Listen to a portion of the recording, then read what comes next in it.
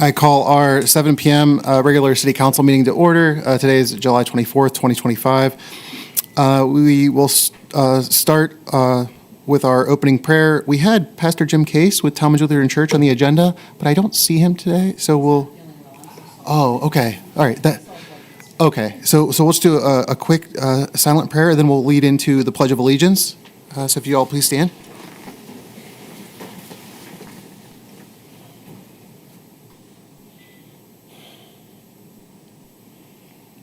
All right, please join me in the Pledge of Allegiance. Pledge allegiance to the flag of the United States of America and to the republic for which it stands, one nation, under God, indivisible, with liberty and justice for all. All right, thank you. Next up, we'll move into our roll call.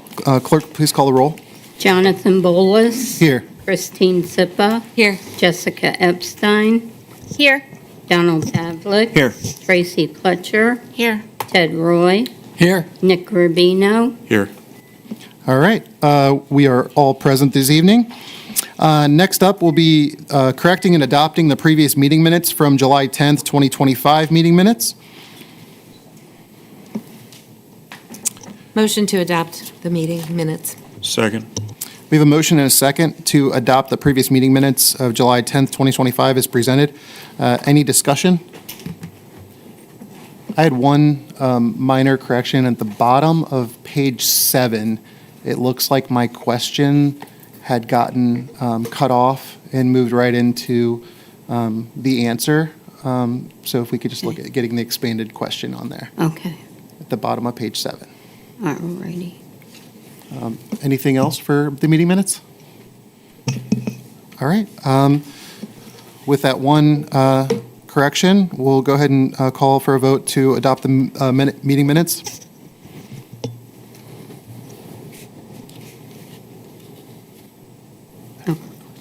Christine Sippa.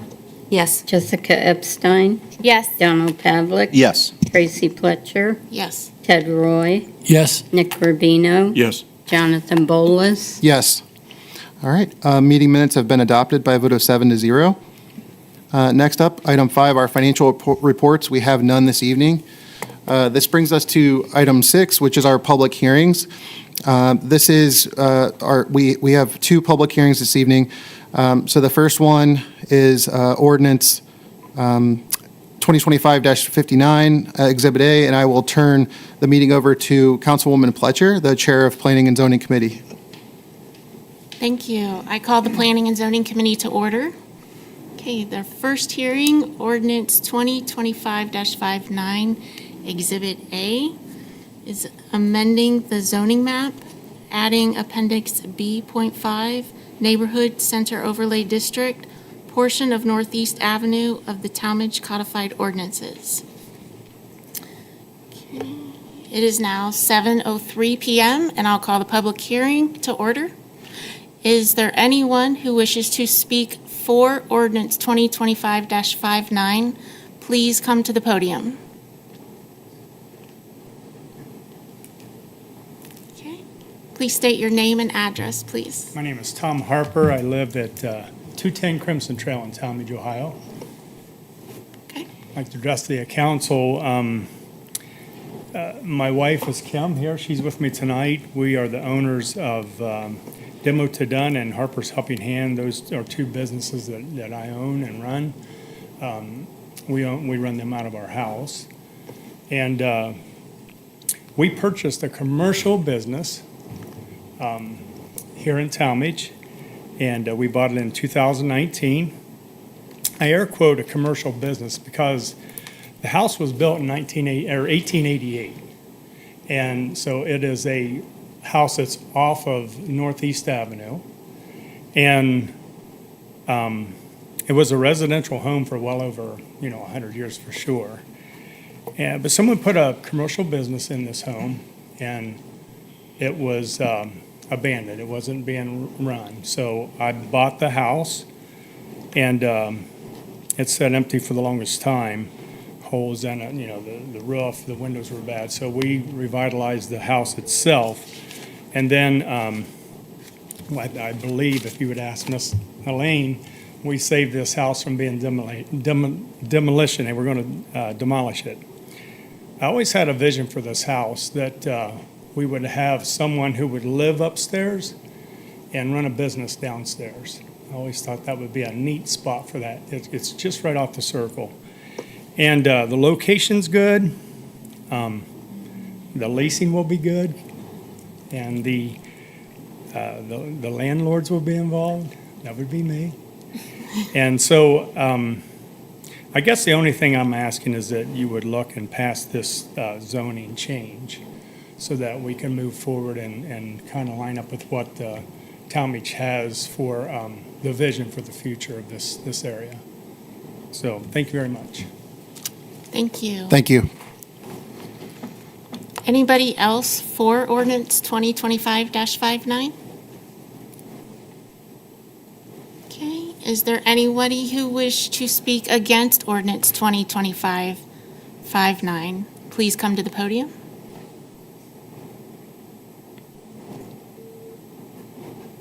Okay, is there anybody, again, who would like to speak for ordinance 2025-59?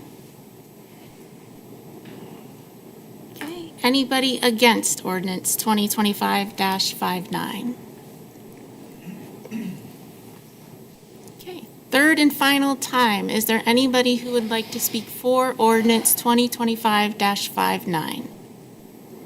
Or against 2025-59? Okay, hearing no other ones, it is now 7:07 p.m. and I will close the public hearing. Is there any further discussion with council or administration? No? Okay. Is there a motion to adopt ordinance 2025-59? Motion to adopt ordinance 2025-59, Exhibit A. Second. Okay, please call the roll. So, any discussion? Oh, I'm sorry. Any discussion? Okay. Jessica Epstein, Yes. Donald Pavlik, Yes. Tracy Pletcher, Yes. Ted Roy, Yes. Nick Rubino, Yes. Jonathan Bolus, Yes. Christine Sippa, Yes.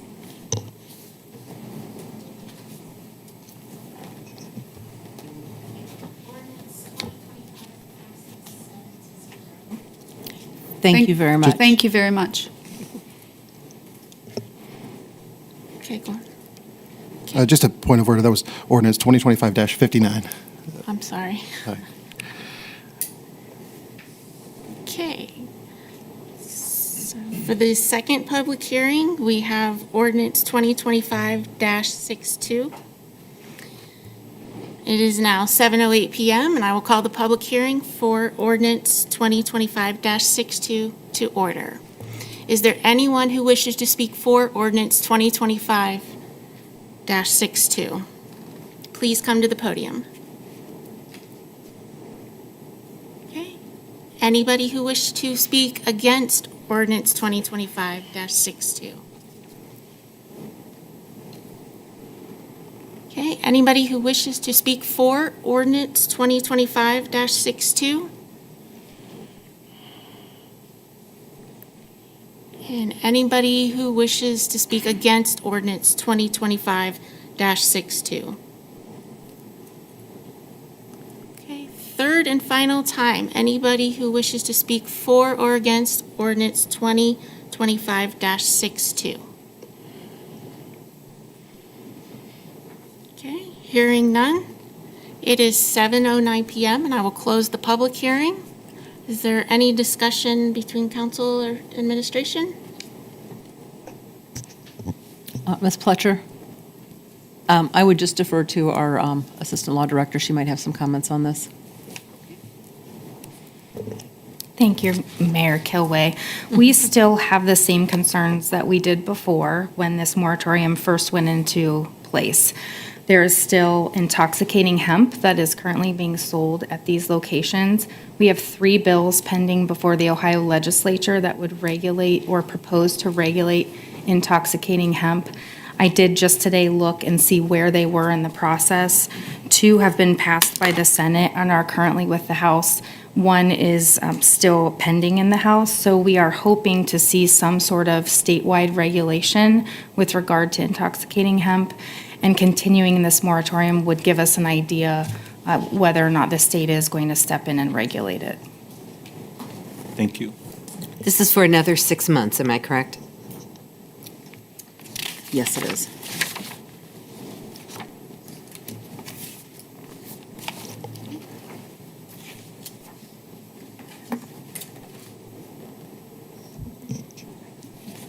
I think it says on here.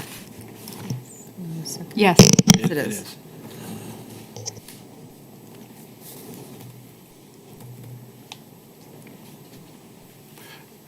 Section 2, Yeah. moratorium shall be in effect for a period of 6 months from the effective date of this ordinance. I'll make a motion to approve ordinance 2025-62. I'll second it. Okay, any further discussion? Okay, do the roll call? Donald Pavlik, Yes. Tracy Fletcher, Yes. Ted Roy, Yes. Nick Urbino, Yes. Jonathan Bolus. Yes. Christine Sipa, Yes. Jessica Epstein. Yes. Okay, ordinance 2025-62 passes 7-0. I will close committee. Thank you very much. All right. Thank you very much. Next up, we'll move on to item 7. This is our community input. If you've signed in this evening and you want to speak to something not on the agenda, now is the time to do so. And you will have 2 minutes if you just state your name and address in the microphone. We'd be happy to give you the time. Again, if it's something not on the agenda, we ask you to speak now if you'd like to. And if it's something on the agenda, just wait for that committee to open. Hi. Hi, my name is Stephanie Schmidt, and I live at 516 Southeast Avenue. I have 2 little girls, and I currently use the Metro Park trails a lot with the girls. I have my double stroller, they have all their snacks, and we run. And afterwards, we always go on the playground as a reward for them. Tuesday night, I had a very scary situation happen, and I am having a hard time to believe that this is the first time this happened. I am running on the trail going towards Middlebury, the one that you cross Howell Avenue, and I always push the button. You know, I wait for everyone to stop. I am very cautious, especially when I have my children, obviously. The 2 lanes closest to me came to a complete stop. There was this very big pickup truck that was in the 3rd lane going like towards the opposite way, I don't know. But he came to a complete stop as well. And it is a very large, nice new pickup truck. I am pushing my stroller. If this man did not look in his rearview mirror and honk his horn, my kids would have gotten taken out by someone in the 4th lane closest to the other entrance for the Middlebury. It really sunk in when I got home and I put my girls to bed. Like I'm sorry. This car was going so fast. They were not paying attention to anything. If that guy did not honk, my kids would be in ICU or gone. And I'm not trying to sound dramatic, but that's literally what would have happened. So my proposal and my questions are, why is this? Why isn't there more lights? I don't know if you could have a red light, like not necessarily a stoplight, but like a red light blinking there. The yellow lights, even for people paying attention, I feel like depending on the year, like the temperature and the season, it's hard to see with the sun. And again, that doesn't necessarily mean everyone's going to pay attention, but people speed on that road a lot. And this was just way too close of a call for me and my family. And I want to use the trails and be a part of the community and have my kids play in Tallmadge and not have to go to Kent or somewhere else so I just felt the need to let everyone know that this happened, because I don't know that we'll be that lucky next time. And I couldn't have that to another family without saying something. Thank you. Well, thank you very much for coming in, and I'm very sorry for that incident. I think we all share that concern that safety is our number one priority. Would any members of the administration or council care to comment on anything?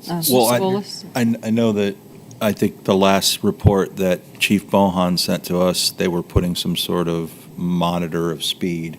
And I had asked him if that tickets anything, and he said, no, that just collects data to determine number of cars and how frequent they go through that area and times and speeds, tracking all speeds, whether they're going slow or fast.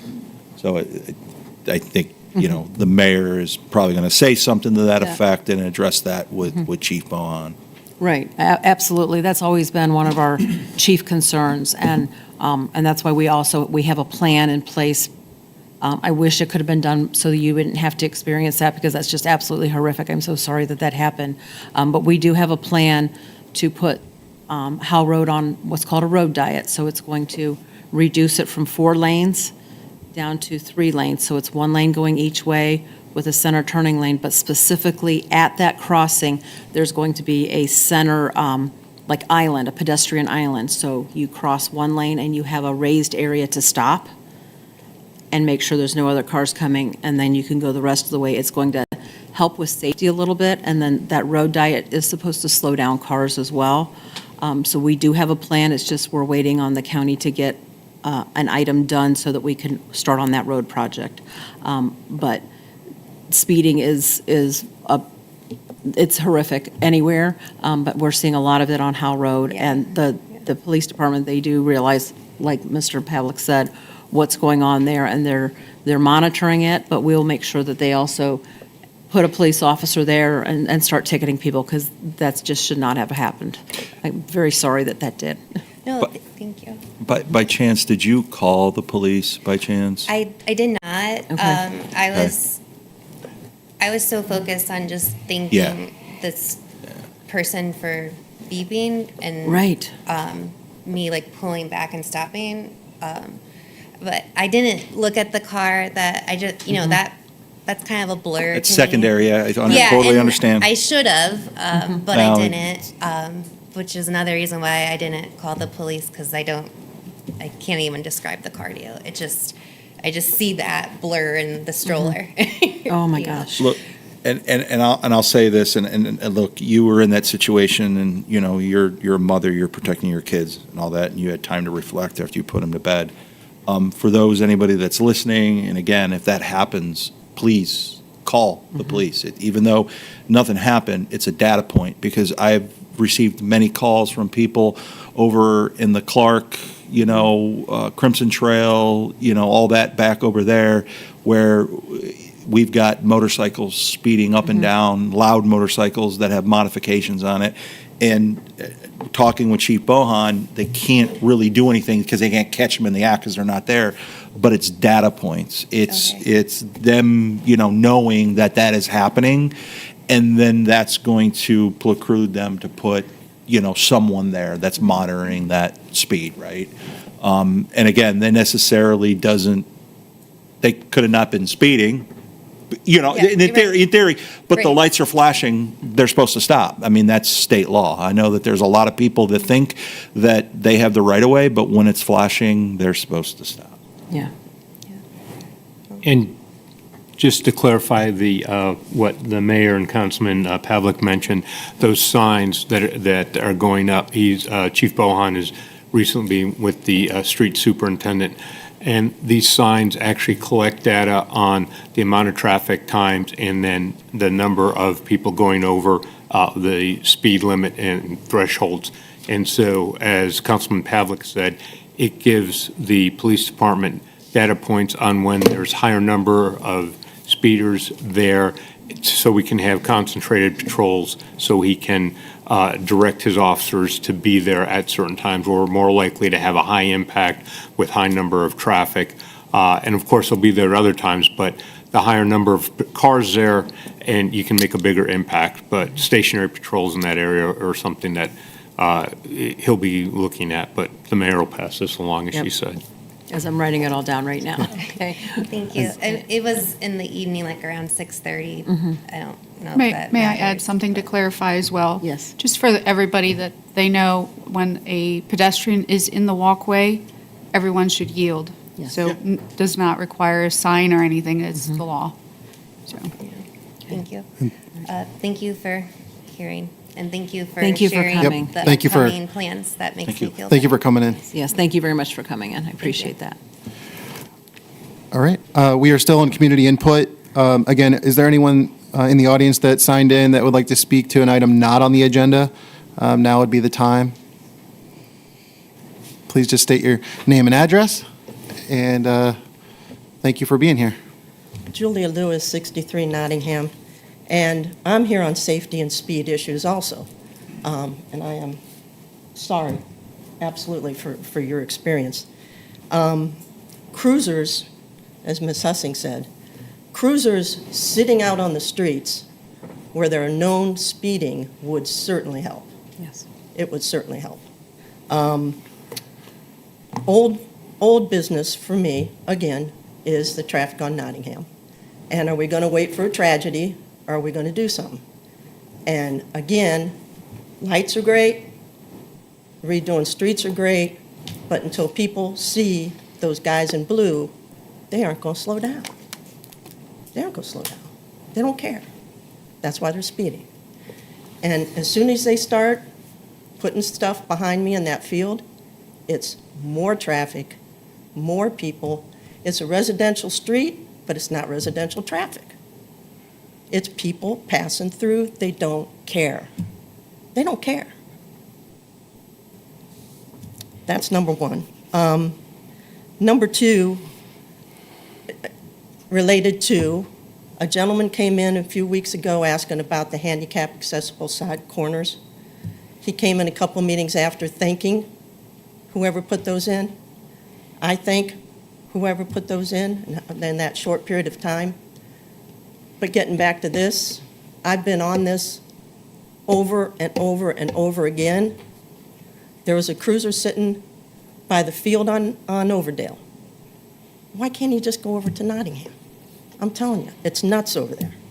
And something's going to happen and it's bad. So please, walkability, again, a safety issue, Lions Park. There are no sidewalks on Kent Drive from Heritage all the way to Outlook, about where the ball field is. So people are walking with strollers, they got dogs, the kids on bikes, and there are deep ditches there. And I don't know why we can't do something about sidewalks on Kent Drive to get to Lions Park. East Garwood is the main artery from North Avenue to Lions Park. It has no sidewalks. It would be great we talk walkability, walkability, walkability. I keep hearing it. Well, that's already there and it's a problem. Can we do something before somebody gets hurt? Last thing, don't know how much time I have. I would say, totally unrelated to that, as far as the tunnel, everyone's hearing about this tunnel. I would suggest a pedestrian walkway going over from that nice big parking lot we have now where the oil change place used to be, and just go over the top. Okay, thank you very much. Thank you. For your concerns. Thank you. And your listening and thinking. Safety, walkability. Thank you. Thank you very much. All right. Again, we're still in community input. Is there anyone else who has signed in or wishes to speak to an item not on the agenda this evening? You may come up and do so. Hello, my name is Scott Heilman. I live at 1013 East Avenue in Tallmadge. I want to talk about the Historical Society had a cemetery tour about almost 2 weeks ago. And it was really a big success as far as I'm concerned. We had 120 people there, at least. We were hoping for 150, but it looked like rain. And the last group of people that showed up, everybody had an umbrella. So we were kind of glad in the end that those people didn't show up, because the reason why I'm here to talk to you is the walkway from the gazebo up to the top of the hill, and then from the top of the hill back down to the gazebo, that is like a blacktop walkway, is in terrible shape and has big gaps in it, right in the center, going up and going down. And we had a lot of elderly people, people with walkers, that we were really worried they might fall. And of course, I was a speaker. I was walking backwards, so that wasn't the best thing for me either. But it turned out to be a very big success, and we really enjoy the way the cemetery looked. The city had done a great job. Reminds me of in 1854, they did something similar, where the city got together and cleaned up the cemetery, and you guys did it and did a great job, and I want to thank you for that. Now, after hearing some of these other people talk, I wanted to mention something. I was disappointed that we put off till 2027 the widening of East Avenue. I had been planning on doing some work in my front yard to fix it up, and because I'm not sure how close they're going to widen and take away my yard, I haven't done any of that. And basically, we don't have any sidewalks either. And part of that project was to give us sidewalks. And everybody that knows me and has heard me come up here before knows that I have pushed for sidewalks for a long time in this city. And I really look forward to we get to the point where we widen East Avenue and we put in those sidewalks. That's really all I had to say. But thank you very much for everything you're doing for the city. Well, thank you for all you do, and thank you for coming in. Yes, thank you, Mr. Heilman. Just want to address two things real quick. Thank you very much for bringing to attention the walkway at the cemetery. We will definitely take a look at that. And the widening of East Avenue, it's not the city that's putting that off. It's the grant that is funding it, and so we're not in control of that. It's through AMATs, and they're the ones that dictate when we get it done. So we're trying, but we're at their mercy in order to get their funding. So thank you, though, for coming up and speaking. I appreciate it. All right, thank you again for coming in. All right, again, we're still in community input. Is there anyone in the audience that would like to come to speak to an item not on the agenda? If you could please come to the mic, state your name and address. You'll have 2 minutes to speak. And again, as a reminder, if you have anything to speak to regarding an item on the agenda, just wait for that committee to open. All right, with that said, we'll close community input, item 7, and then we'll move on to agenda additions. First up in agenda additions is our certificate of appreciation, which I will be presenting to Mr. Nate May.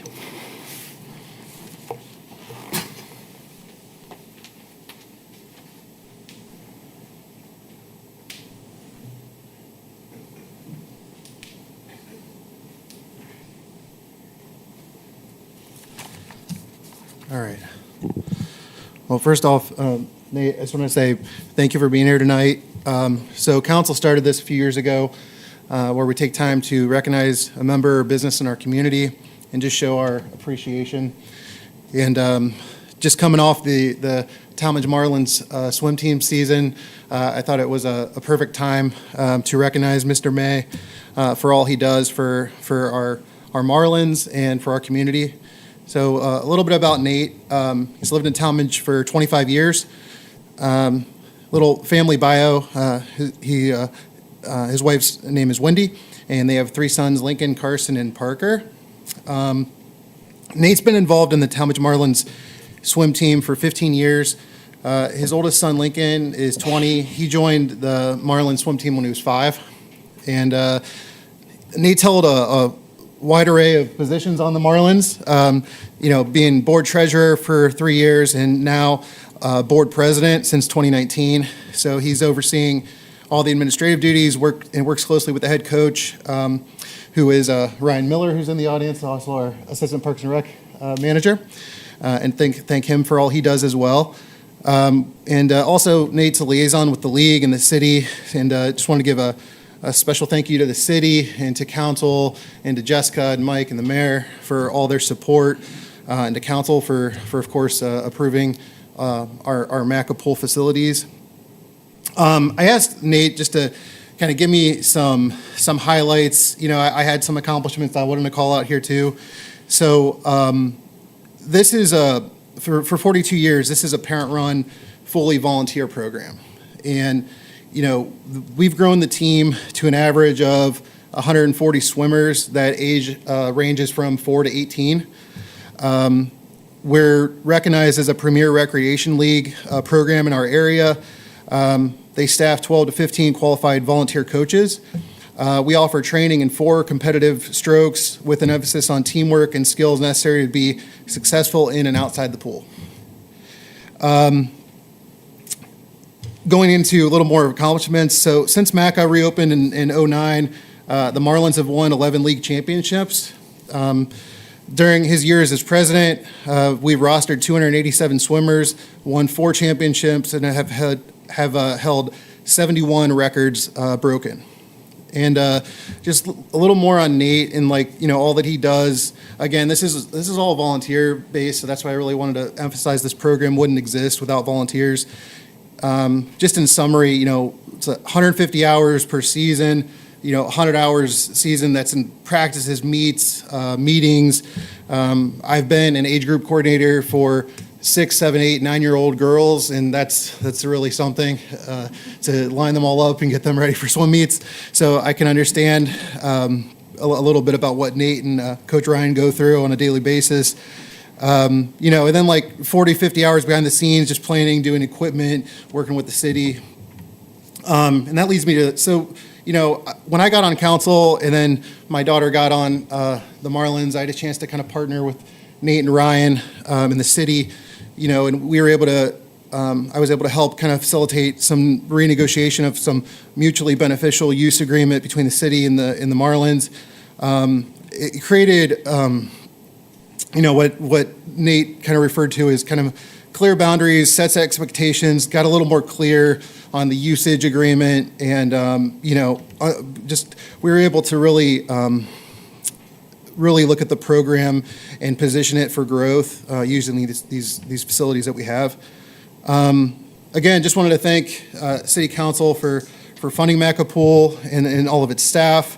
You know, we live in an age where neighborhood pools are becoming fewer and fewer. This has a negative effect, of course, on competitive swimming. This season was really interesting because we had several meets rained out. The weather just did not cooperate with us this year. So again, just wanted to give these guys a shout out because we had some false alarms at MACA where some pretty scary clouds rolled in pretty quick. And these guys were able to clear, you guys were able to clear the entire facility and get everybody to safety inside of minutes. 3 minutes, they cleared the whole facility. And there was, you know, over 140 swimmers there, plus parents, and parking was all the way out to, you know, almost to MACA Drive. So, but yeah, just wanted to recognize Nate for all that he's done this season. And, you know, again, just want to give a shout out to the Recreation Department, Jessica, Ryan, and to, you know, Mike and the mayor and the team here, just for being able to offer our children, you know, this program. So at this time, I'd like to present the Certificate of Appreciation to Nate May. Thank you very much. I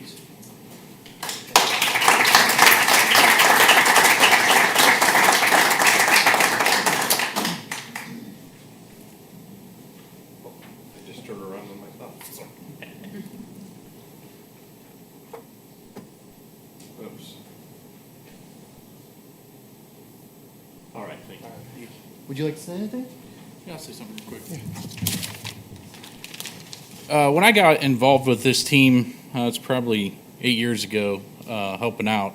I didn't know anything about swimming.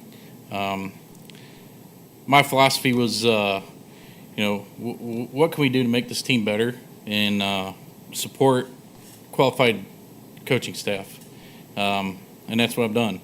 And we've grown the team. All these things that John said about me, I appreciate them. But a lot of that needs reflected to our head coach, Ryan. we wouldn't be where we're at today without him. He has been a part of the team for 26 years now, 10 years as a swimmer, 16 years as a coach. You won't find a better coach at any level of swimming, high school, recreation, club, anywhere in Northeast Ohio as far as I'm concerned. So I'd like to give some of the thanks to Ryan too.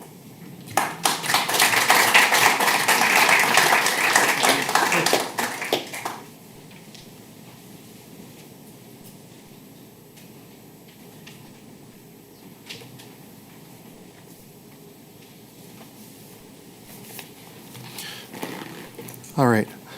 Moving on to a next agenda addition. We have to set our working session in the for the 2026 budget. The proposed date of the workshop is November 6th, and if needed, November 20th. If I could ask council if November 6th would be a good date that we could set this evening, we would just need a motion and a second and roll call. Isn't that a planning and zoning meeting? It is, November yes, so 6th, it and would we have to always be met like on a- the Wednesday. We met last year, we met on the Wednesday, so it would be the 5th. I mean, I imagine you can meet on the 20th if need be, but I think the 5th the is 5th, probably the 5th, the okay. better date. Okay. to Yes. meet. Planning and zoning is at 7 o'clock, so if you wanted to do it that Thursday, it would have to be like 5 o'clock, which might be hard for some people Yeah. to get to. Right. And that is also a good call out. We'll set the time as well. So I know our regular meetings are at 7, but this is a special workshop that we do every year. We can also vote on, yeah, I think we've had a little earlier in the evening. So, all right, November 5th, which is a Wednesday, 2025. Could we aim for 6? 6 o'clock, do we need to vote on that? Yes. Do we I need a motion and a second to vote on it and be specific in the date and the time. I'll make a motion to have the work session budget, the first work session budget for November 5th at 6 PM, and if needed, November 20th at 6 PM. I'll second it. All right, we have a motion and a second to set the working session of council for the 2026 budget for November 5th at 6 PM. Clerk, please call the roll. Tracy Pletcher, Yes? Ted Roy, Yes. Nick Rubino, Yes. Jonathan Bolas. Yes. Christine Sipa, Yes. Jessica Epstein, Yes. Donald Pavlik. Yes. All right, our work session for the 2026 budget is now set on November 5th at 6 PM. Thank you. Our last item in agenda additions is a liquor permit request. This was from S&S Restaurant Group at 137 East Avenue, number 30. This is East Avenue Gyros. This is where council will need to decide whether or not to hold a hearing.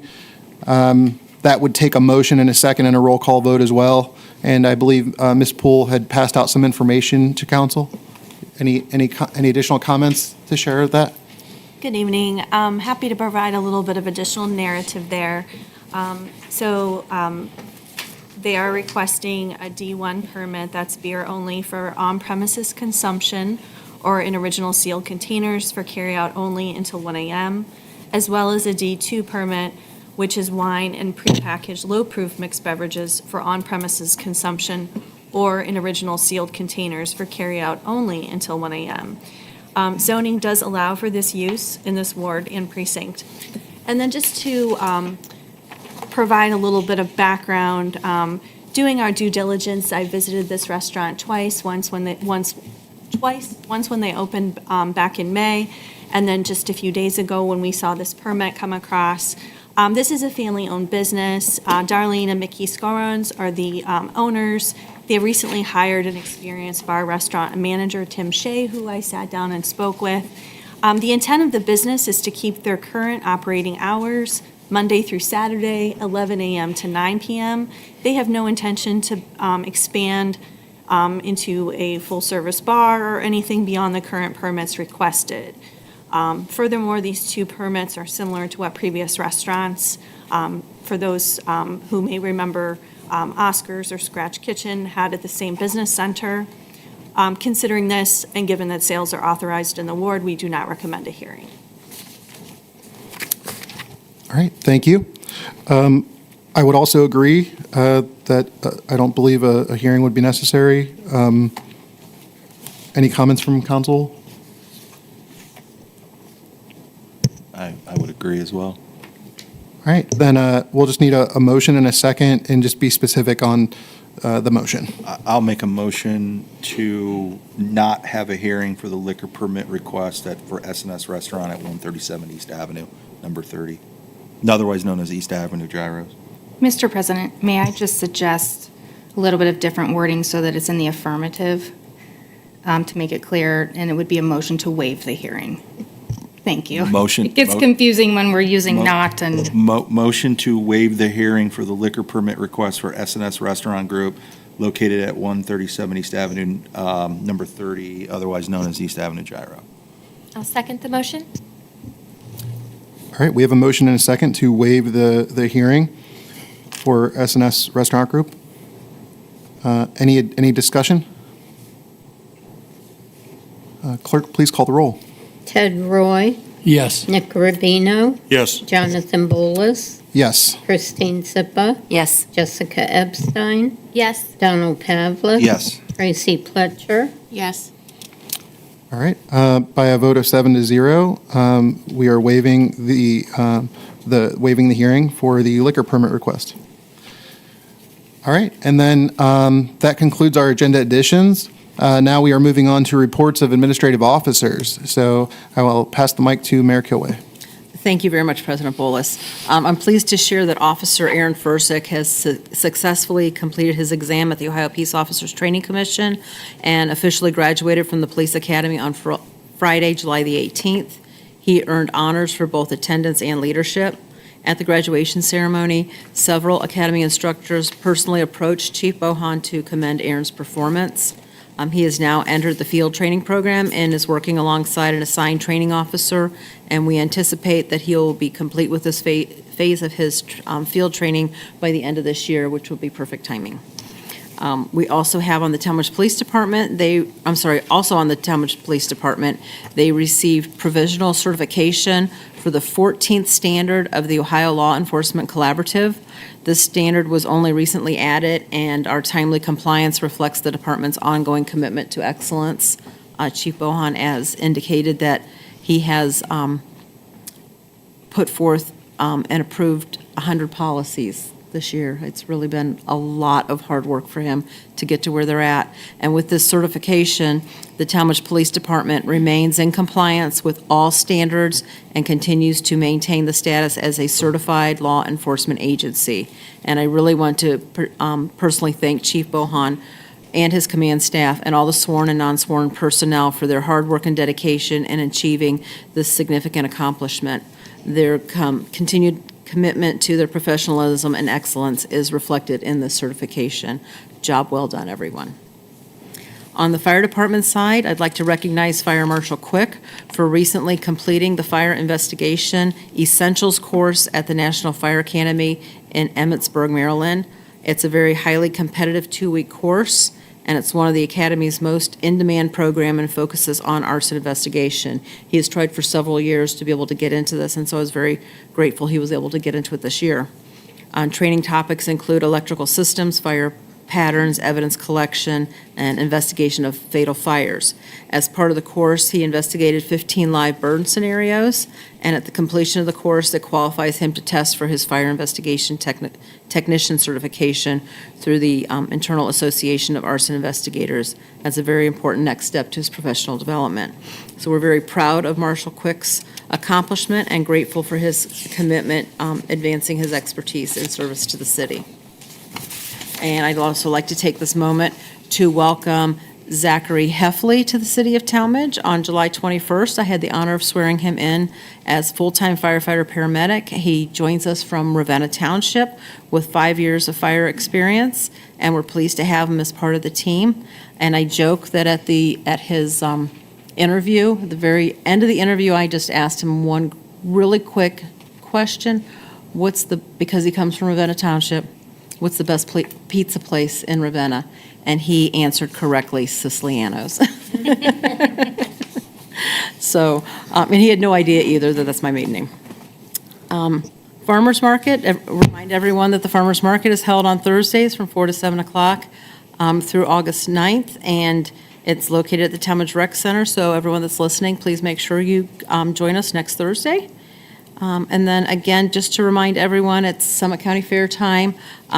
We can expect some heavier than usual traffic and some altered traffic patterns, especially on East Howell Road and North Avenue. If you want any information, as I said last week, you can go to summitfair.com, and they have a button that says Fair, and it should give all of the information that you need for times and tickets and so forth. Posted fair hours are Tuesdays through Saturday, noon until 11 p.m., Sunday noon until 9 p.m. And that's pretty much all that I have, so pending any questions, that's the end of my report. Mayor, thank you. Yes. I have a question. There was a lot of talk, and Ms. Lewis brought it up, the tunnel. Yes. What was the thought process behind submitting that to Ms. Sykes and Congresswoman Sykes? Right. And were there any other projects that were submitted as well? We submitted 3 projects to Congresswoman Sykes for the community project funding, and that's the one that was ultimately picked to go forward.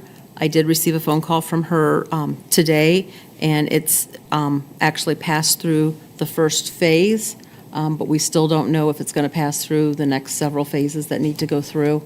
And just to also kind of reiterate to people out there that are not really sure where this money is coming from. So this is our federal tax money. So this is everyone that gets a paycheck and you pay those federal withholding taxes. All that money goes to the federal government, and a portion of that is supposed to come back to our communities for projects. So if that money does not come back to Tallmadge for a project, it's going to go to another community anywhere in the country. So our Tallmadge federal tax dollars could be going to another community in California or in Pennsylvania or someplace else. So this is a way for communities to bring some of their federal dollars back to fund projects. So we're not using any city income tax for it. I don't think, I love this project idea, but I don't think it's something that it would be a good use of our city income tax. No, So I would if we could concur. get federal funding or grants for it, I think it's a great project. I know Ms. Lewis had asked about putting a pedestrian overpass. We have looked at that several times over at least the last 14 years that I've been around the city, and because of the traffic around it, it's just not possible. There's semi-trucks and large vehicles that go around that circle too. So, Yeah. yes, and I'm sorry? And 88. 88. 88 compliance Yes. too. So that is not something that we looked at it, but it's just not something that's possible. So, Out of curiosity, what were the other 2 projects that we submitted? I believe they were water lines I don't remember which streets, but we did some replacement of water lines and Howell Road project. So that got picked over fixing water lines, which one of the reasons why we raised our sewer rates was for infrastructure repair. That's what got picked, yes. Wow. Okay. It's interesting. Thank you. You will? Mayor Kilway. Yes. Well, that is definitely an interesting concept of having that tunnel there and offering that kind of access. The other 2 projects that weren't selected seem like almost essential projects. Right. That could have lessened the use of Tallmadge tax dollars. And there's other projects similar that could have been put in that pie. What made us put the tunnel in with 2 essential projects? Why didn't we just put 3 essential projects in to see if we can get that grant money? We put in all of the projects that we had shovel-ready projects for to hopefully get some of the funding. So that's what we were ready with, shovel-ready projects. A year ago, when the Congresswoman approached us for projects, I asked our service department, what can we apply for? And they're like, we don't have anything shovel-ready. We can't apply for anything. So that's when I know council approved the ordinance in order to get the engineering done for the tunnel about a couple years ago. So because council approved those funds to get that engineering done, we deemed that was, an essential project that the community would want. And through our strategic planning, and I think this is probably where it came from, through our strategic planning process, as everyone's talked about walkability and being able to access our downtown, that tunnel project came up reoccurringly, that this is something that the community would be interested in, being able to access the center of our city. Okay, so we, by shovel-ready, mean that a study was done. The engineering is complete on it. The engineering is complete Yes. on it. One, do we know, was that during your administration prior? Prior. Prior? I was going to say, no, 'cause I don't remember approving anything. right, it was prior, I believe. Prior? It's prior. Who's, do you, well, we can find And- who sponsored that ordinance. The city funds were used for that study, though, correct? Yes, council approved those funds. If you wouldn't mind letting us know at some point just what we spent on that, I'm just interested. Well, it would, for council to approve it, it would be over $50,000. Over 50,000? Like I said, it's definitely an interesting idea. I'm very interested to see the engineering plans or how that would look. I don't know what those might be. I do wish if we were going after federal funds like that, that we would have maybe done 3 essential projects. I know the Howe Road has already been delayed. As Mr. Pavlik pointed out, the water lines could have helped our resources for the sewer and water budget. To Ms. Lewis's point, could have helped with sidewalks or drainage here in Tallmadge, which, I think everybody cares about. I think maybe we should start, if we need engineering studies, some of the real essential ones. That way, when we have these kind of opportunities, we're going after essentials versus some of the other stuff that maybe could come later. Yes, I believe Ms. Hussing, she's the one that put this all together, did the grants for proposals, so I know she has some things to add to it. I would like to add, so this was at my very first week in my job, so bear with me. So as for the tunnel, the council, in the past administration, they approved the study. So the engineering was approved through the budget.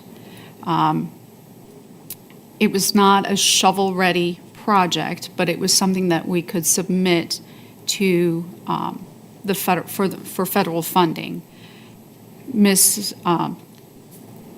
I think the request was made, and I'm trying to word this all correctly, because that was my first week. I don't remember the water line being submitted, but in our discussion, but I know Howe Road was brought up. Howe Road is kind of at a standstill due to Summit County is still working on something on the, let me get it from, it's the force main has to be replaced. So that would not be ready for construction during the time that is allotted for that grant. It has to be the fiscal year of the federal fiscal year. So that's why Howe Road really didn't go forward. Now, the tunnel had already been engineered, so we tried for the tunnel. Every year we can try for something, and we will try for future grants. So if that kind of explains that. So it has to be ready, it has to be able to be built, ready to be built during that time frame. So, and Howe Road was not. We would have loved to have gotten the funding for that. Yeah, kind of the stars have to align before you can Exactly. get Correct. everything underground and above ground to sync to do the project. But I classify that tunnel as a want, not a need. Need would be like the water lines. And I know, was there any dialogue with Congresswoman Sykes in these projects on the pecking order of what she chose and her office chose to pick? Not too much, not too much. Yeah, it was just, that was chosen. Because that's, I look at it more as that's a need, water lines. And it's not just tax dollars paying for the repair of the water line, it's residents, it's their water bill. Right. It's what their water bill pays for, right? So it'd be great they're already paying tax dollars to have that come back to the city to replace water lines. And if I remember correctly, I think there's 5 potentially water lines that we need to have replaced. And if we could have got one knocked off, that'd have been great. It's 20% of the problem solved.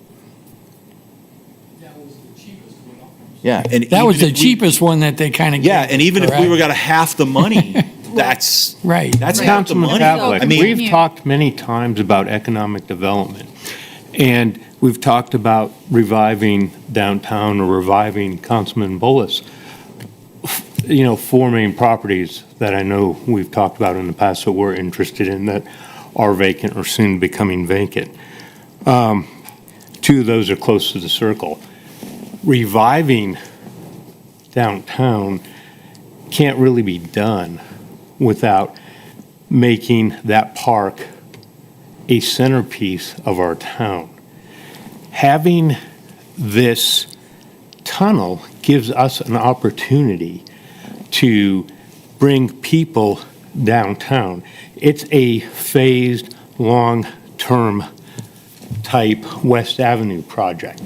But as we build pieces and puzzles of the puzzle to the economic development, a tunnel gives us an opportunity by our parking lot to bring people downtown and then go to our restaurants around the city, around the town, and then go and use that as a place on a weekend to go and eat, to go and gather, and to have a place to come and get to. And then we link, as the sidewalks that we have connecting around there, we manage that more as you've heard about connected cities, we can do things to regulate the traffic slightly. And so you can build out from the center and build out towards West Avenue, which are with our potential project. So it's about having a centerpiece at times. It is a piece to everything else that we're doing. So we can have a park.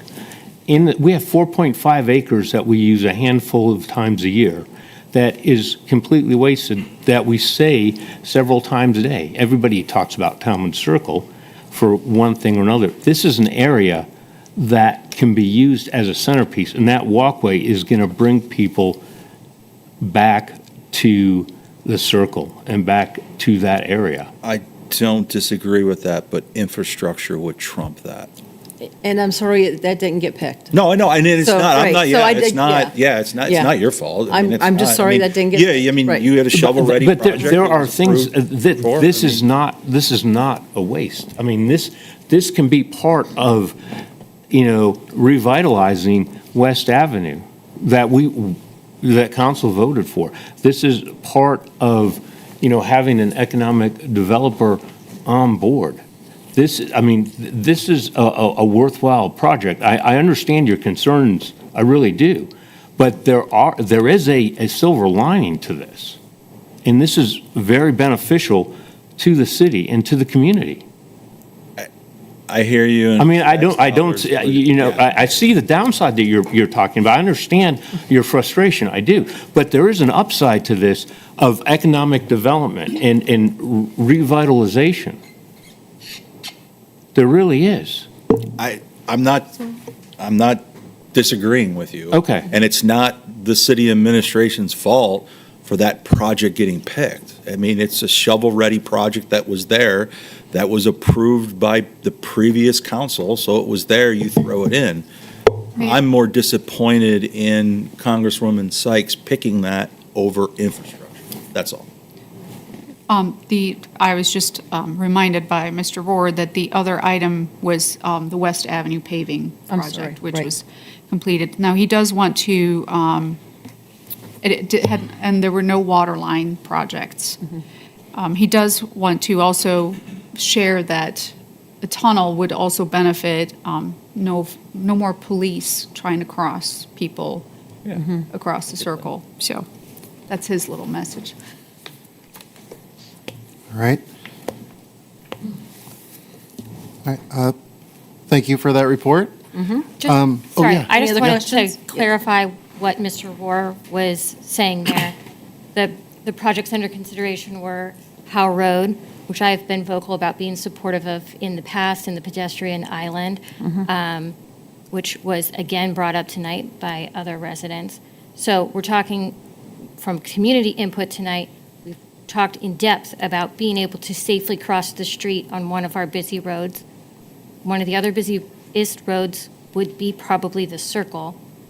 So I do see benefit there, and I think that's a great point that you brought up, Joe. So that was one project, but it wasn't shovel-ready. I have been asking for updates about that from the county so that we can proceed with that. The second project is the tunnel. The third project under consideration was West Avenue, not water lines. I just want to make sure I understood. Correct. There were no projects involving water lines. It was paving. Yeah, and I misspoke on that. Ms. Hussing took care of different projects in, so. Okay, so The that, so paving there that was was no already No water included? lines, correct. Okay. I'm sorry? The paving, the On West paving, not the Avenue? painting. Paving. Paving. Paving. Yes. Okay. And that was not shovel-ready, as shovel-ready as the tunnel? There has to be a study. Correct. Next year, it could be closer to shovel-ready, and we could ask for it next year. We are We have an constantly, opportunity. we are constantly looking at the grant and funding opportunities, and Howe Road is a high priority, and we are trying our best to find every funding possibility to help us out. And you will see that, you know, how much of a priority grants are when you look at the first reading ordinances today, too, so.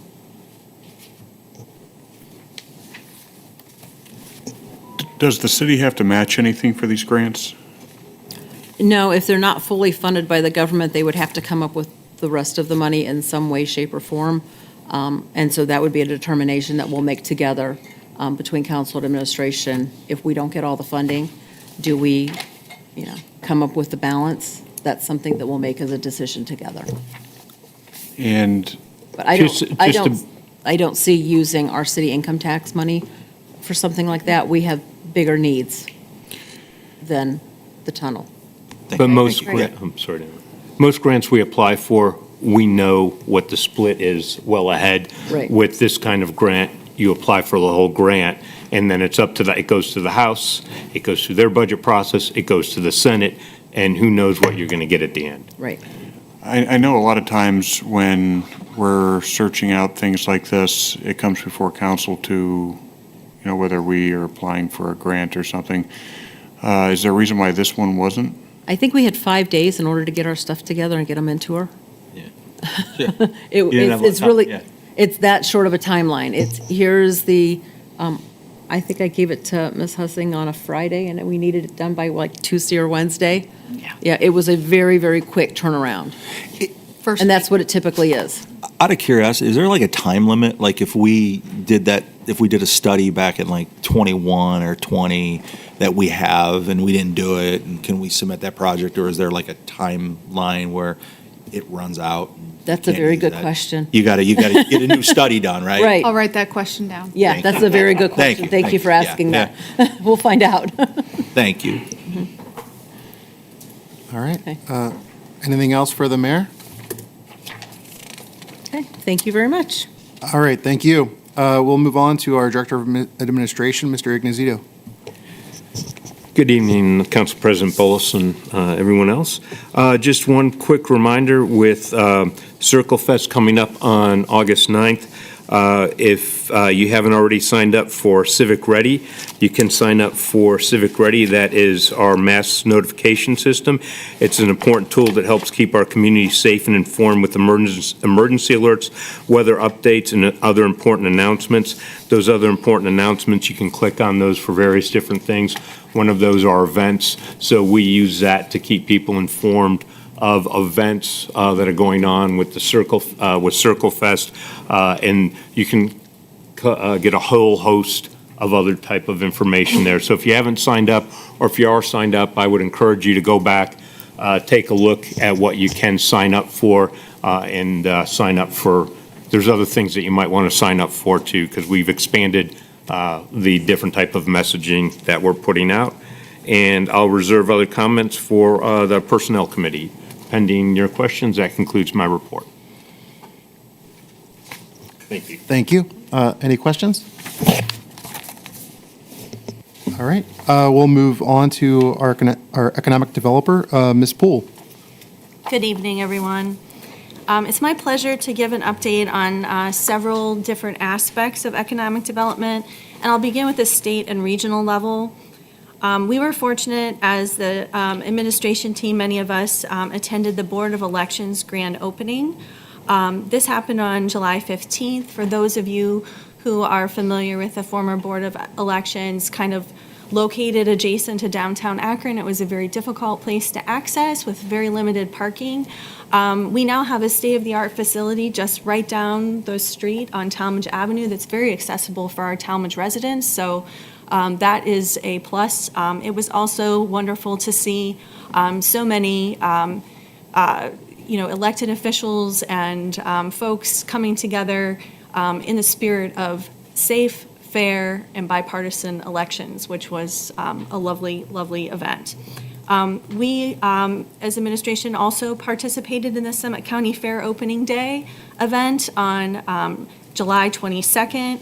It was a wonderful event. There's so much going on out there. It's exciting to hear about something that we kind of don't think about when we're thinking about the trade sectors, but it's a wonderful reminder that agriculture is one of the top sectors of business that, especially here in Ohio, that even the Economic Development Association here in Ohio is focused on, and that we're a huge part of that right here, and that the fair of the county seat of Summit County is happening right here in Tallmadge, Ohio, and has been doing so for over 60 years. The mayor and I were fortunate to attend the Portage County Development Board quarterly board meeting. That's a mouthful this morning. And there will be some good coming out of that event that we heard that's on the horizon. And hopefully next time we meet, I'll have some more updates there with businesses that are right here in Tallmadge.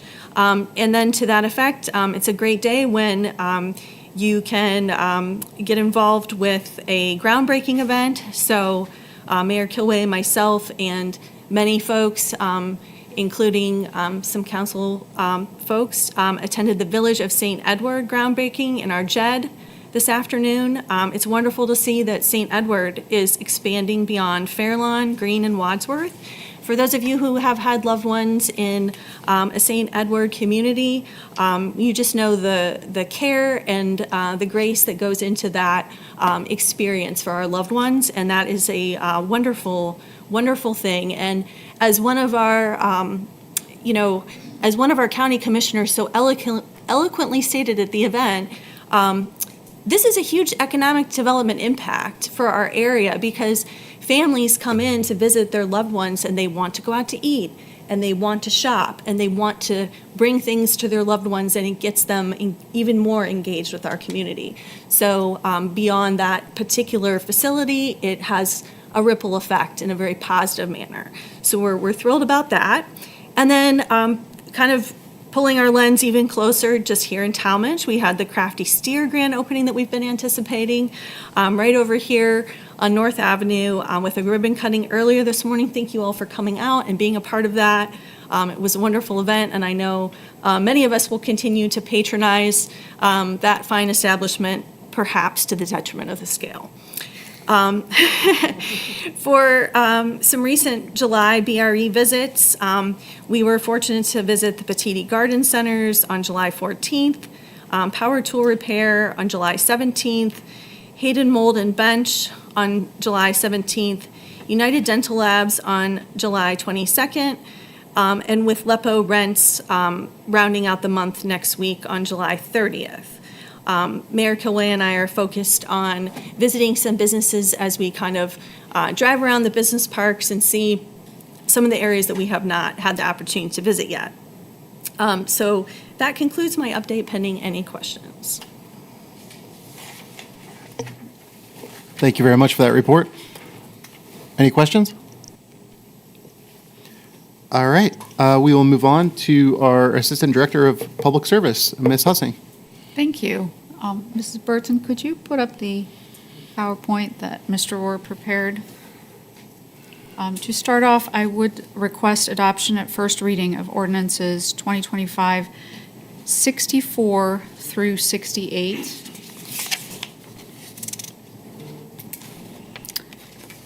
Could you put it in presentation mode, possibly?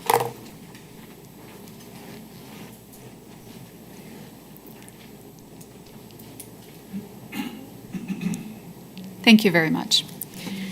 As you can see here, this is the Tallmadge Cemetery receiving vault. As the name suggests, back in the day, this held the deceased prior to burial.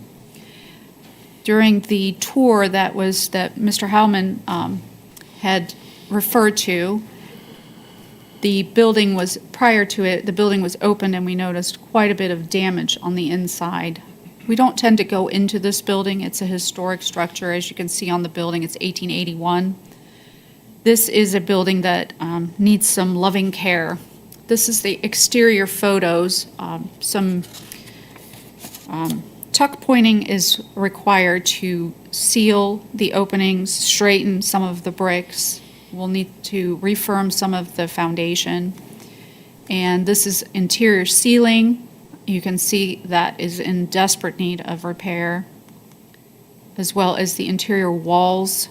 So besides clean out of this, the walls and then the shelves, we'd like to just bring it back to original state for historic. It looks as bad on the picture. I mean, it is as bad as it looks on the picture. So I wanted to bring that. So what we've been doing is we've been looking for funding to help with that, and that's what these two ordinances are about that I've asked for adoption at first reading. The other ordinance that I wanted to draw your attention to relates to East Avenue.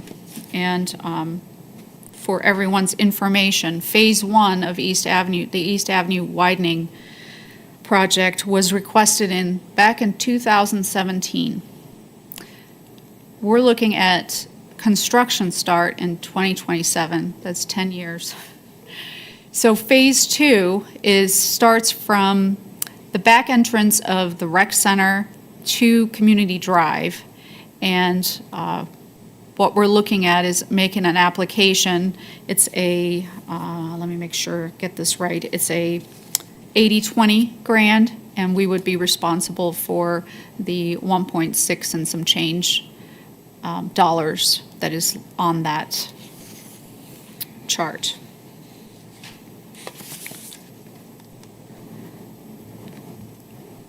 This is kind of a very interesting, I think it's a very sad picture because this monument is being eaten by the leftover root of a tree, but that's what was happening to a lot of these giant trees that were removed. And so we wanted to share this picture with you so you can see the extent of damage that some of these trees were doing to the grave sites.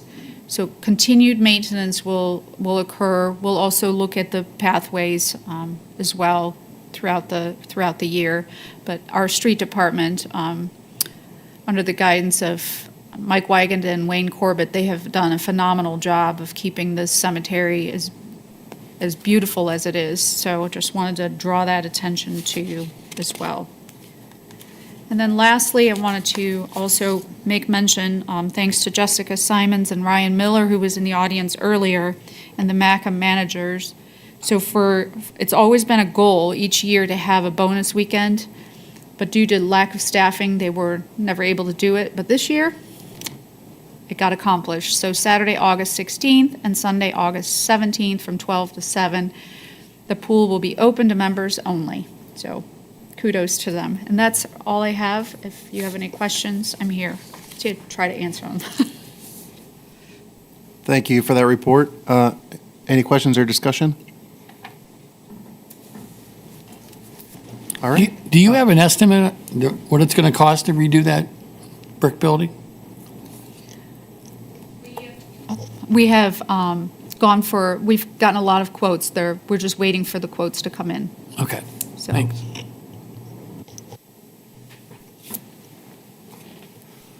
All right. Next up will be our Assistant Law Director, Ms. Brienne. I have nothing to report. Sorry. All right. All right. Apology accepted. No report.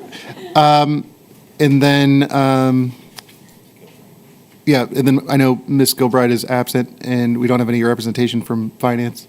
Any report from the administration at all in Finance before I move on? Okay. All right. All right. We have now come to reports of standing committees of Council of the Whole. I will pass the mic over to Councilwoman Pletcher for Planning and Zoning Committee. Thank you. I'll call the Planning and Zoning Committee to order. There are no more additional items on the agenda this evening. Does anybody have anything they'd like to discuss? Okay, hearing none, I'll close committee. All right. Thank you very much. Next up will be our Finance Committee with Councilman Pavlik. Thank you. I open up Finance Committee. The Finance Committee deals with budget, appropriations, reappropriations, bonds, franchises, investments, and expenditures. Currently, we have 6 ordinances, 1 in third reading, 5 in the first reading. First up is Ordinance 2025-60 in third reading, authorizing the mayor to contract with Insight Advisory Group LLC for economic development consulting services without competitive bidding, appropriating the necessary funds and providing for immediate enactment. Sponsor of this ordinance is Mayor Kilway. Mayor Kilway, any comments? I just wanted to thank council for their conversation on this ordinance. I would like to thank Insight as well for the huge lift they did to put the document together that we provided to you earlier this week. There was a lot of work involved in putting those numbers together, and I hope they satisfy what your requirements are. Again, I think it's very important to have a team approach with economic development.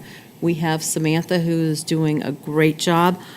She still has some things, we all have things to learn, and that partnership with Insight is a great way to, for all of us to learn a little bit more of what we need to do, and it also builds that team. And again, that's what I campaigned on when I requested our community to vote for me for mayor, and they decided that's what they wanted. So this would be fulfilling one of my campaign promises, is putting this team together, having our full-time economic developer in-house, and using Insight so that we could have that broader reach and that regional representation. They bring a lot to the table, and I'm very proud to be partnering with them. So unless you have some direct questions you'd like to ask me, I know Sean Joyce is in the audience, and he is prepared to say a couple words and answer questions as well. I have one. I'm not advocating that we put something in the contract to have Insight come into council to give updates, but I think verbally, if we get it on record from Mayor Kilway and from Sean, that, not every council meeting, but as things arise, you'll come in to update council on what you're working on, and what's going on. Absolutely, I'm 100% for that, as long as, Yeah, I mean, we would look forward to that. That'd be Okay. great. Thank you. And just for the meeting minutes, if you could state your name and Oh, address. sorry. Sorry. My address too? Okay. Sean Joyce, I'm at 3752 Leewood Road in Stowe. Thank you. are there any questions Go for ahead, Mr. Mr. Joyce? So just to, so that the public is aware of the document that we are looking at, that Insight has put together for us, I just wanted to update the public on that, that we are in receipt of Executive summary? Economic Development Impact Summary in reference to ordinance 2025-60. So what I was looking at is it's breaking down various project names which were kept anonymous, which was fine. And I had asked at the last meeting, if you can show us, we did this, we visited this location and it resulted in this. That's what I feel that you have attempted to illustrate here. So for example, the chart on page 2 provides a project name, jobs retained 60, jobs created 235, payroll retained $4.4 million, payroll created or attracted 17.5, local tax retained 99,000, local tax created or attracted 393,750. And that list goes on through all projects that you have been involved with. The issue is you do such a nice job on this, and then we ask you back. Because it is very helpful to see that. That's what I had asked for last time, and I appreciate that. Yeah, and we try to track these things in the CRMs. We have a database of not only information like this, but also like all the contacts of all the businesses, how many jobs they're, accounting for within Tallmadge. So, when we look at like visiting businesses or, where there's potential, we know kind of who are those really driving job creation and what products and services too, because it's important to know what your mix is in the community and what kind of work is happening. So we try to illustrate that as well. Thank you. Yeah, I want to thank Mayor Kilway. We had a very informative conversation this week in regards to this. I'd like to thank Insight. To echo some of the other members of council, I think this is some of the information we've all been craving in this relationship that we've had.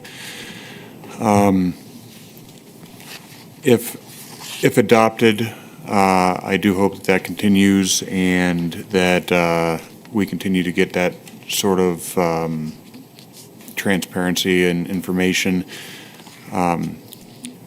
With the priorities of our administration in the city, number one being maintaining a high level of service, and 2, our economic development. Obviously, economic development is right at the top, right behind maintaining our strong services, and keeping council informed on the direction we're going on things, things you're working on, how you use project names, perfect. It would be nice to see a little bit more information in the breakdown, just as far as, you say you kept 60 jobs and you gained 100 jobs. Were they at risk of leaving Tallmadge? Have the 100 jobs already came, or are they coming, or is that a goal of theirs? But amazing packet of information. It's very, very much appreciated. Again, thank you, Mayor Kilway, and thank you, Insight. Appreciate that. Thank you. I'd also comment that I know, Mr. Joyce, you and I talked, and I talked with Mayor Kilway. Thank both of you for taking the time out to talk. That we stay involved with Tallmadge Grow, the CIC. I will work with Ms. Raber. I don't know if we need to update our bylaws, but I think someone else also, we should have 2 representatives from council on the CIC instead of just 1, or maybe it doesn't even state it's 1. There might be something in there that says 50% have to be elected officials or something like that, city administration. I can't remember what the bylaws state, but Ms. Bryant, I can work with you or Ms. Raber to make sure that we've got that, because I really think that it shouldn't be just left for just administration and 1 person. There should be another person from council on that committee to talk and learn, because at the end of the day, a lot of the stuff that you do more than likely are going to have council approval on some things, or ordinances or resolutions, whether we do TIFs, CRAs, all that stuff, right? So I think it'd be beneficial for all. Yeah, I mean, and that tool with Tallmadge Grow is going to be vitally important going forward, especially as we get into bringing in development and trying to maximize bringing in external investment, whether it's grants and other government funding or even foundational giving, that kind of alignment and advocacy from it's all meant to be somewhat of an independent organization from the government, kind of regulations that kind of have to go through. So it's supposed to expedite process as well. Yeah. So that's helpful when you have someone who wants to invest in a property and you have a Tallmadge Grow that can step in and work on trying to help make that happen. Yeah. So- And we at last budget, we allocated money to Tallmadge Grow, and, Right. here we are in end of July, and we've never really had any discussions on what we can do with that money or add to it if need be, right? Or just maybe put a placeholder that pending a project, we can bring, come to council with an ordinance for funding, right? Yeah, So- and that's what we're excited about, moving into that next level of strategy and execution. So. Yep. Yeah, and I just want to second the thank you to Mr. Joyce and Mayor Kilway for taking the time to talk to me about my questions I had, not only on this specific ordinance, but also as we set the date for the budget workshop in November. I know we've talked, I think it'd be good to kind of help council in connecting the dots, with all these different pieces and parts of, what does the outlook look like for 2026 and beyond, and kind of, what are all those inputs to like the, future statement of work versus, city accountabilities, responsibilities, and all, everything in between, kind of how we're going to map that out. I think that would be beneficial to see. Yeah, for sure. Happy to provide that. Yep. Is there any other questions or comments for the administration or Mr. Joyce? If everybody's thanking everybody, I'm going to thank some people. All right. Okay? Because I had a lot of conversations over this. So I'd like to thank Helene Hussing, Samantha Poole, and Mayor Kilway for taking time to sit down with me, go over everything. I did some research on neighboring districts to see how they were handling their economic development. And I think this is a good fit because with Ms. Poole only being here for 3 months, we need to support her as best we can so she is not struggling. So that's my spiel. Thank you. Thank you. I guess I'll get my 2 cents in as well. My biggest thing with all this, when we're giving you money, as I said to Jessica, show me the money. You did it. Thank you. Ms. you. Pletcher, Ms. Epstein, any thank yous that you want to deliver? I covered mine in the beginning. As I'm kind of the newest member here, I do want to thank you for putting this all together, and I did meet with Mayor Kilway as well. This kind of helped give me the background and the history of what you've done so far for the city. So thank you for taking the time to do that. Well, our goal is always to multiply the payback for our services. So if we're not doing that, I really want to, make sure that, we're stepping up because that's our goal. So we want to be beneficial, for sure. Any other questions or comments? Hearing none, is there a motion? Mr. Pavlik? Oh, yes. Councilman Pavlik, I would like to get one thank you into the council and to the administration for all the meetings that have gone on. Everyone knows how passionate I am about economic development, so thank you all. We haven't approved anything yet. For talking, For the conversations. for the conversations. All right, is there a motion to approve ordinance 2025-60? The buildup here is so great, but Don, before we do that, do we Yes. have to amend, because I know in the past ones it had like the dates and the money. This one doesn't have that, so I don't know. What do you mean it doesn't have? Oh, the ordinance has all the dates and everything in it, right? Yeah, the Yeah. the ordinance has the dates and the money They just didn't have already. it on the printout. Yeah, it's not, yeah. $4,000. It's Right. 24, not I to remember exceed that, but I 24, and it's to Right. the end of the year. Okay. Yeah. Thank you. Yeah. I'd move to adopt ordinance 2025-60. Is there a second? I'll second it. Okay, we have a first and a second. Is there any discussion? Hearing none, Madam Clerk, will you please call the roll? Nick Rubino, Yes. Jonathan Bolus, Yes. Christine Sipa, Yes. Jessica Epstein, Yes. Donald Pavlik, Yes. Tracy Pletcher, Yes. Ted Roy, Yes. Okay, with that, ordinance 2025-60 passes with a motion of 7-0. Thank you very much. You're welcome. Next up in first reading is ordinance 2025-64, allowing the Director of Public Service to apply for and accept the State of Ohio Cemetery Grant Program application from the Ohio Department of Commerce, Division of Real Estate and Professional Licensing, appropriating the necessary funds and providing for a needed enactment. Sponsor of this bill is, or sponsor of the ordinance is Director of Public Service, Mr. Rohr. Ms. Hussing, would you have anything to add? Absolutely. So this is one of two of the grants that we are applying for with regards to that cemetery vault. If we are funded, this is 100% funding up to $2,500. So we'd appreciate the adoption at first reading so we can make our application and meet the deadline. Thank you. Is there any questions or comments from council? Hearing none, is there an entertain for a motion? I move to accept ordinance 2025-64 at first reading. Second? Okay, we have a motion to approve and a second. Is there any further discussion from council? Hearing none, Madam Clerk, you please call the roll?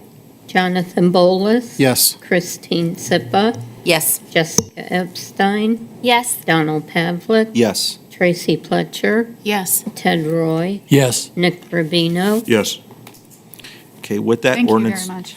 Ordinance 2025-64 passes with a motion of 7-0. Next up is ordinance 2025-65 in first reading, an ordinance allowing the mayor to apply for federal congression mitigation air quality funds programmed by the Akron Metropolitan Area Transportation Study, otherwise known as AMATS, to approve East Avenue corridor and declaring an emergency. Sponsor of this ordinance is Director of Public Service, Mr. Rohr. Ms. Hussing, any additional comments? Again, this is, as mentioned before, this is for Phase 2 of East Avenue. It is an 80-20, so we are responsible for 20%, which comes out to that $1,622,535. We hope to get that as well, and again, we'd like to make that application as soon as possible. Okay, is there any other comments or questions from council? Can you just briefly explain what that phase is? So it'll be an extension of what is planned for the other section of East Avenue. It'll be a 3-lane center turn lane, so it's a smaller widening. Now, from the map that was up there earlier, it looked like it was from the circle to Monroe. I thought where the expansion was happening was from Monroe to Brimfield. So that's Phase 1. That's one. So, and Phase 1 is from Brimfield to just where the rec center starts. And then Phase 2 is from the rec center to Community Drive, which is closer to the circle. Not all the way to the circle. Gotcha. Thank you. Sure. Any other comments or questions? Hearing none, is there a motion to adopt ordinance 2025-65? Motion to adopt ordinance 2025-65. Second? Thank you. We have a motion, we have a first and a second. Is there any further discussion? Hearing none, Madam Clerk, will you please call the roll? Christine Sipa, Yes. Jessica Epstein, Yes. Donald Pavlik, Yes. Tracy Pletcher, Yes. Ted Roy, Yes. Nick Rubino, Yes. Jonathan Bolus, Yes. Okay, ordinance 2025-65 passes with a motion of 7-0. Thank you. Welcome. Next up is ordinance 2025-66, appropriating additional amounts for the purpose of additional road salt needed and providing for immediate enactment. Director, the sponsor of this ordinance is Director of Public Service, Mr. Rohr. Ms. Hussing, anything to add? Yes, so what I wanted to just share with you is that the city uses approximately 3,000 to 3,500 tons of salt per winter. And as you probably realize, the last couple winters, they've been pretty mild. So the more we use, the more we replenish. If we don't use a lot, sometimes it's just not feasible to replenish it. Well, now we're getting to the point where we're going to end in the next winter season, and we need to fill our barn. Our barn holds about, or the dome, I'm calling it a barn. The dome holds about 3,400 tons, but what we're asking for is 2,000 to get us started.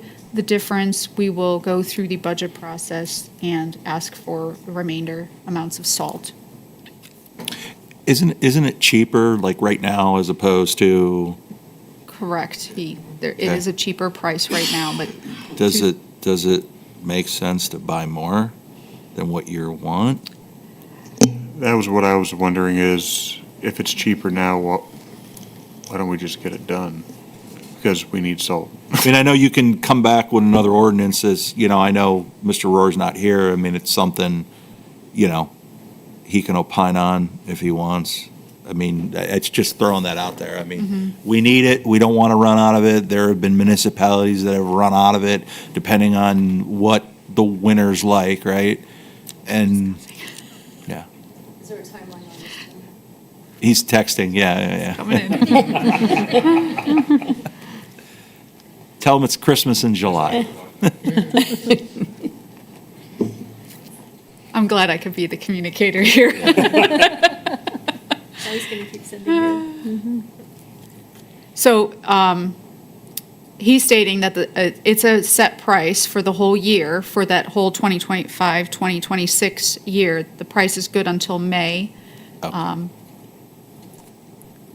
And already placed the order is what he said. Please pass this ordinance because we really need it. We got you. We need got your safe back streets. there, Mr. Rohr. All right, okay. Is there any further discussion or questions on ordinance 2025-66? Okay, hearing none, is entertaining a motion. I'll make a motion on ordinance 2025-66. We have a first, is there a second? Second. Okay, we have a first and a second. Any further discussion? Hearing none, Madam Clerk, will you please call the roll? Jessica Epstein, Yes. Donald Pavlik, Yes. Tracy Pletcher, Yes. Ted Roy, Yes. Nick Rubino. Yes. Jonathan Bullis. Yes. Christine Sippa. Yes. Okay. Thank you very much, and also on behalf of everybody that's on the roads. Absolutely. Ordinance 2025-66 passes with a motion of 7-0. Next up is ordinance 2025-67, appropriating additional amounts for the demolition of 111 West Avenue needed and provided for immediate enactment. The sponsor of this ordinance is Director of Public Service, Mr. Rohr. Ms. Hussing, anything to add on this ordinance? Yes, please. So as in preparation of this demolition, an environmental impact study had to be done, and it showed that there was a lot of debris that is not eligible for regular disposal, so it's like a hazardous material.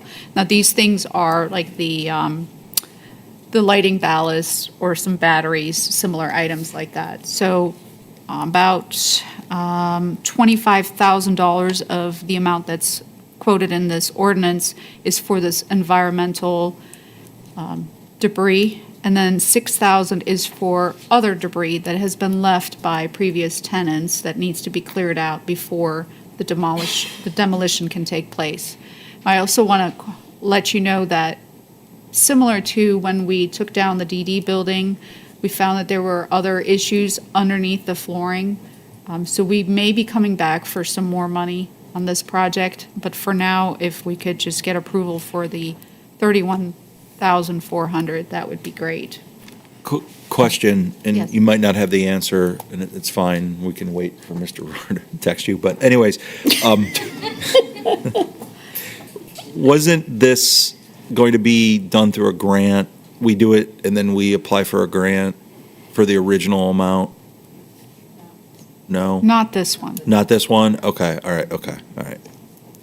And can you remind council what the original amount that was already approved was? I want to say like 92? I wish our director of finance was here, but Yeah, I she do- could look it up in a minute. She would know that immediately. I want to say it was around didn't- 90,000. I was gonna say it was close to 100,000 or Yeah. something, and I wanna say it might have been over, but I'm not Yeah, entirely between that sure. 90 and 100,000, I Yeah. think is where it was, yeah. Okay. All right. And just on the comment of like working with the previous tenants and like, have we partnered with them to make sure that all the, like the equipment's been removed, that it's able to have been removed? I know there was some discussion about partnering with them and helping with relocating some equipment. Yeah, so they have, some of the tenants have, but there were multiple tenants in that building, and some have already, they're gone. So we need to remove that Okay. debris. And speaking with those tenants that left items, those were items that they acquired when they moved into the building, so it was part of the building when they came. That's why some of that was left. Okay. And we've done we've sent out multiple communications, kind of like a last call for, Correct. collect these belongings Correct. at a certain, because I also didn't see a specific date in here, so I know that, assuming if this gets approved, then what would be the target of that? For this cleanup, I believe right in the beginning of August. Okay. So, and he did say it was 100,000, and the lowest bid came in at 94 and some change. Any other questions or comments on ordinance 2025-67? Hearing none, is there a motion to adopt? I'd move to adopt ordinance 2025-67. We have a first, is there a second? I'll second. Thank you. We have a motion to adopt and a first and a second. Is there any further discussion? Hearing none, Madam Clerk, will you please call the roll? Donald Pavlik, Yes. Tracy Fletcher, Yes. Ted Roy, Yes. Nick Rubino, Yes. Jonathan Bolus, Yes. Christine Sippa, Yes. Jessica Epstein, Yes. Okay, motion, ordinance 2025-67 passes with a motion of 7-0. Thank you very much. Welcome. Next up is ordinance 2025-68, allowing for the Director of Public Service to apply for and accept the Ohio History Fund application from the Ohio History Connection, appropriating the necessary funds and providing for needing enactment. Sponsor of this ordinance is the Director of Public Service, Mr. Rohr. Ms. Hussing, do you have anything to add? Yes, so this is the second grant that we will be applying for. It is up to $20,000, so that will be a good help. It is a 60-40 matching grant. We hope to get the full $20,000 from them. Is there any questions or comments from council? Hearing none, do anybody entertaining the motion? I'll make a motion to accept ordinance 2025-68. Is there a second?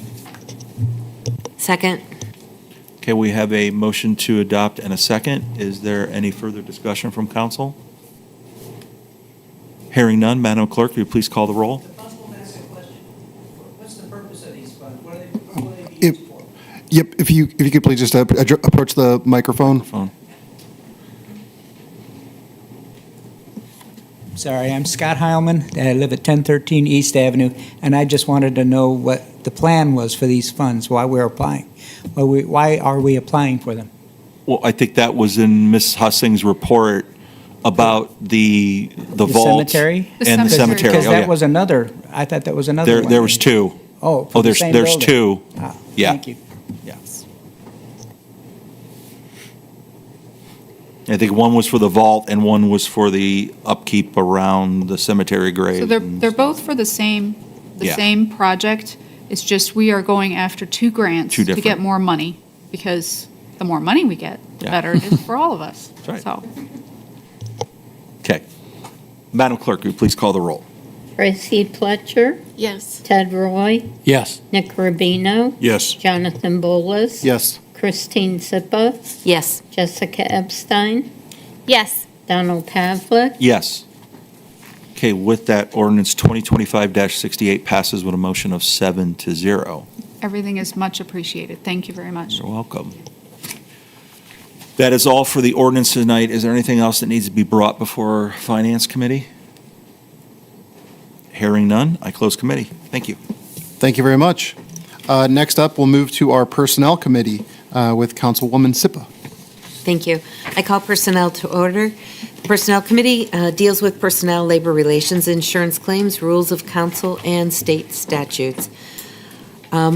We have tabled ordinance 2024-75 until October 9th, 2025, authorizing the mayor to enter into an agreement with the International Association of Firefighters, Local 2764, and providing for immediate enactment. Is there any update on that? No update. Perfect. Okay. We have third reading of two other ordinances. Ordinance 2024-76, authorizing the mayor to enter into an agreement with the Fraternal Order of Police, FOP, consisting of Tallmadge Police Patrol officers and providing for immediate enactment. Sponsors Mayor Kilway. And I know you have something. Good evening, Councilwoman Sipa. I spoke to our outside counsel. The FOP still has the red line version of both contract for officers and for sergeants and lieutenants.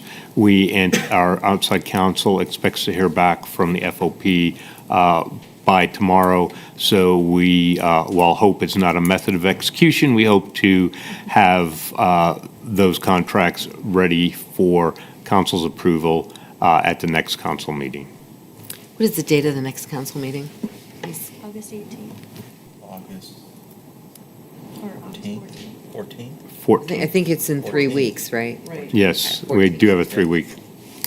Yeah, Okay. the 14th. So The 14th, yes. Okay, so we want to table it till the 14th.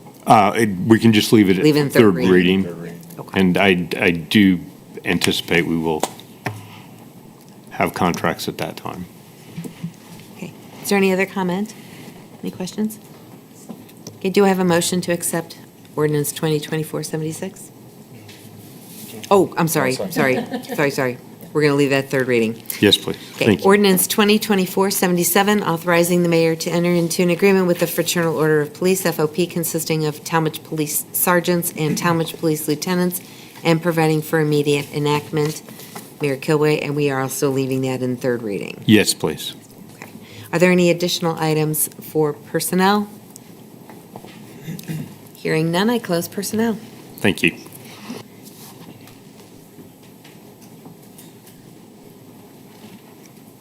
All right, thank you very much. Next up, we'll move to our Safety Committee with Councilman Rubino. Thank you. I call Safety Committee to order. The Safety Committee deals with disaster services, communications, fire, paramedics, police, and health. There are no ordinances or legislation before us tonight. Does anybody have anything for the Safety Committee? Yes.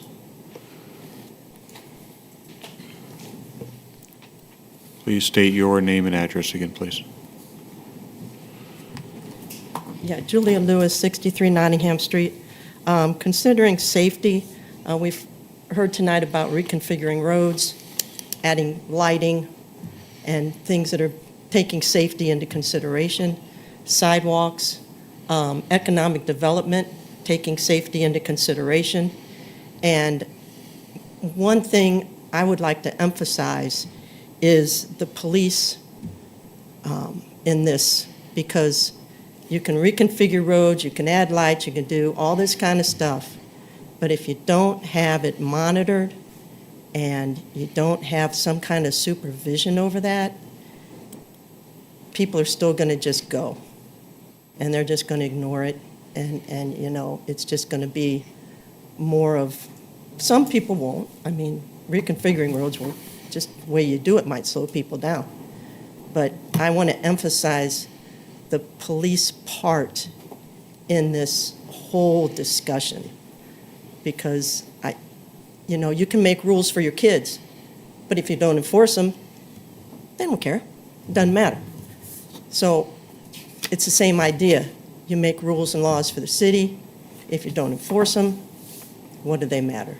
So that's my point as far as safety is concerned, is making sure that not only is everyone in each of these departments, all your wards and everything else on the same page, but we get that backup and we get that support and that monitoring. Thank you very much. Thanks for listening to me tonight. I Thank you, appreciate Ms. it. Lewis. Thank you, Ms. Lewis. Appreciate it. I'd like to add to that, we all know where the problem areas in town are. I know our mayor and our chief do a great job of communicating together to try to address those. Obviously, with the number of locations, sometimes it can be impossible to have a police officer stationed there at all times. Mayor Kilway, I know, we've talked about it in council before, and I think it'd be a great idea to maybe revisit the idea of purchasing some speed tables, some removable speed tables, to where in the summer, whether it's Washburn, whether it's over near Miss Lewis, even a temporary fix there on how you put a speed table on either side of that trail, and it's going to force people to slow down.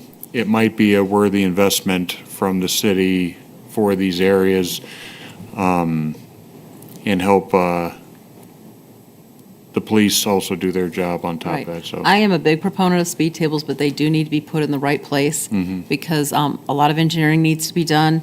Because if you put them in the wrong place, it's just going to make a ramp and it's going to cause more issues. We do not want to be launching cars at 55 miles an hour into the air on Howell Road. that'd be bad. It would be very bad. Yeah. So we have been talking with engineers. We're working on it. I'm sorry, it's just taking longer than what. Yeah. But I would think something on a 25 mile an hour, whether it's Nottingham, Atwood comes to Right. mind, right? Clark, Wilson, right? Those are the streets that come to mind that Absolutely. speed tables, I think, would work. I've seen them work in Akron and Yeah. I'm ready to do them. Fairlawn so. Heights had a lot of them in there back in that area. Yep, thank you. Thank you. Okay. Does anybody else have anything for the safety committee? I just wanted to add as well, as a side note, speed is an issue with these speed tables, so it's better for 25 and lower, which is kind of what you said. Thank you. Anything else? Hearing none, I close committee. Thanks very much. Next up, we'll move to our Community Issues Committee with Councilman Roy. Yes, I'd like to call Community Issues. Community Issues Committee deals with parks and recreation, civil affairs, and liaison between council and the Recreation Board and governmental affairs. Tonight, we have no legislation. Does anybody have anything else to add? If not, I will close committee. Thank you. All right, thank you. Next up, we'll move to our Public Service Committee with Councilwoman Epstein. Thank you. I call Public Service Committee to order. The Public Service Committee deals with streets, highways, sidewalks, buildings, and improvements, water, sewer, electricity, gas, energy resources, recycling, waste, and trash. We have no items before us this evening. Are there any other items to discuss with Public Service tonight? Hearing nothing, I close committee. Thank you very much. That brings us to item 11, reports of special committees, Council Operations Committee. I have no report this evening. Last up, announcements. We have none. Any announcements this evening? I did just want to call out too, we did have 3 additional members in the audience that signed in. Just want to make sure that nobody else wished to speak this evening. All right. With that, no announcements. We'll move to adjournment. I make a motion to adjourn. Second. We have a motion and a second to adjourn. Please call the roll. Ted Roy, Yes. Nick Rubino, Yes. Jonathan Bolas. Yes. Christine Sipa, Yes. Jessica Epstein, Yes. Donald Pavlik. Yes. Tracy Pletcher. Yes. It is now 8:53 PM and we are adjourned. Thank you. And we do have